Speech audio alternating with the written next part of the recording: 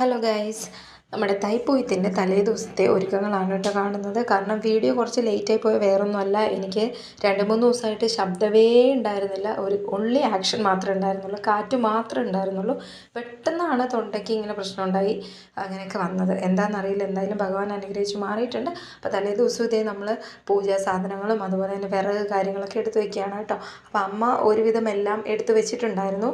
വിറകും പിന്നെ കുറച്ച് വാഴയില അങ്ങനെയുള്ള സംഭവങ്ങളൊക്കെ എടുത്ത് വെച്ചിട്ടുണ്ടായിരുന്നു. അതുകൊണ്ട് തന്നെ എനിക്ക് ഒരുപാട് അങ്ങ് എന്താ പറയുക, എല്ലാ പ്രാവശ്യത്തെയും പൊങ്കാലയ്ക്ക് ഞാൻ വലിച്ചു വാരി ടെൻഷൻ അടിക്കുന്ന പോലെ എനിക്ക് അടിക്കേണ്ട വന്നില്ല ഇത്തവണ.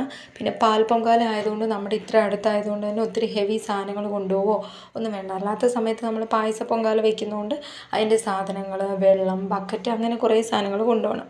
ഇത് നമ്മുടെ അടുത്ത അമ്പലം ആയതുകൊണ്ട് തന്നെ നമുക്ക് വെള്ളത്തിനായാലും ഒന്നും നമുക്ക് അവിടെ തന്നെ ഓൾറെഡി എല്ലാ ഫെസിലിറ്റീസും ഉണ്ട്. ദൂരെയുള്ള അമ്പലത്തിൽ പോകുന്ന പോലെ അല്ലല്ലോ. അപ്പം ഞാൻ വീണ്ടും എല്ലാം കൂടെ ഒന്നുകൂടെ ഒന്ന് നോക്കിയിട്ട് എല്ലാം ഒക്കെ ഉണ്ടോ എന്നൊക്കെ നോക്കിയിട്ട് വീണ്ടും അറേഞ്ച് ചെയ്ത് വെച്ചുകൊണ്ടിരിക്കുകയാണ്.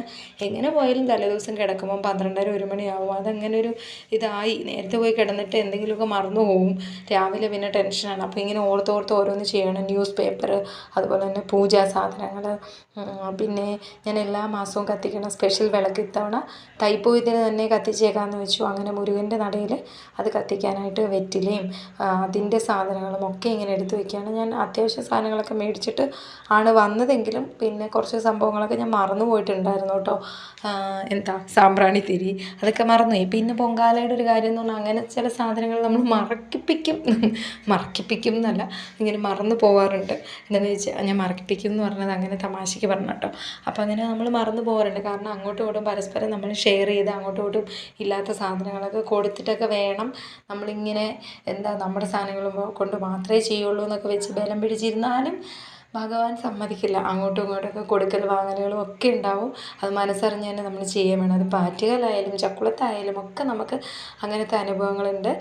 പിന്നെ ഇതേ ഞാൻ നേരം വെളുത്തു കേട്ടോ. രാവിലെ കുളിയൊക്കെ കഴിഞ്ഞിട്ട് രാവിലെ ഗോതമ്പ് പുട്ടാണ് കേട്ടോ ഉണ്ടാക്കുന്നത്. പുട്ടിപ്പോൾ ഒരു എന്താ പറയുക, എനിക്ക് വലിയ ഇഷ്ടമൊന്നും ഇല്ലെങ്കിലും ഇങ്ങനെ മിക്കവാറും ദിവസം ഇങ്ങനെ സമയക്കുറവ് മൂലം പുട്ടുണ്ടാക്കേണ്ട അവസ്ഥയാണ് കേട്ടോ.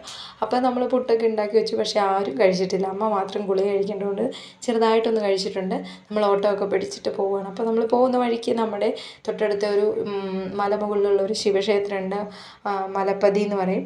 അവിടേക്കുള്ള തേങ്ങ എന്തായാലും വെക്കുകയാണ്. സുബ്രഹ്മണ്യ സ്വാമി ക്ഷേത്രത്തിലാണ് നമ്മുടെ പാൽ പൊങ്കാല. അപ്പം സുബ്രഹ്മണ്യൻ്റെ അച്ഛനായ മഹാദേവന് നമ്മൾ ഒന്ന് വണങ്ങിയിട്ട് പോയില്ലെങ്കിൽ മോശമില്ല. അപ്പം പതിയിലേക്ക് ഒരു തേങ്ങയൊക്കെ നമ്മൾ പ്രാർത്ഥിച്ചുകൊണ്ട് വെച്ചു കേട്ടോ. അതിനുശേഷം വീണ്ടും നമ്മൾ അവിടെ നിന്ന് പുറപ്പെട്ടു. നമ്മളിത് അമ്പലത്തിലേക്ക് എത്തിയിട്ടോ. ബാക്കിയുള്ള വിശേഷങ്ങൾ വ്ളോഗായിട്ട് പിന്നാലെ എത്തും. അടുത്ത വീഡിയോയിൽ കാണുന്നവരിക്കും ടാറ്റാ ബൈ ബൈ.